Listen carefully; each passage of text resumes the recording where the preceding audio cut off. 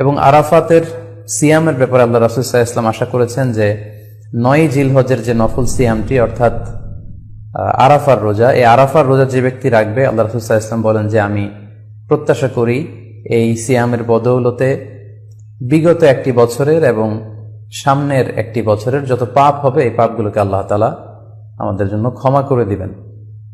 এবং জিলহজের 9 তারিখ ফজর থেকে কিন্তু আমাদেরকে ওয়াজিব তাকবীর পাঠ করতে হয়, আমরা জানি সেটা শুরু হয় আরাফার দিন ফজর থেকে। 9 তারিখ ফজর থেকে শুরু করে 13 তারিখ আসর পর্যন্ত এই তাকবীরগুলো প্রত্যেক সালাতের পরে পড়া আমাদের জন্য আবশ্যক। আমরা যেন এই নফল আজকারগুলো, এই নফল তাকবীরগুলো যাতে আমরা বেশি বেশি করে দেই।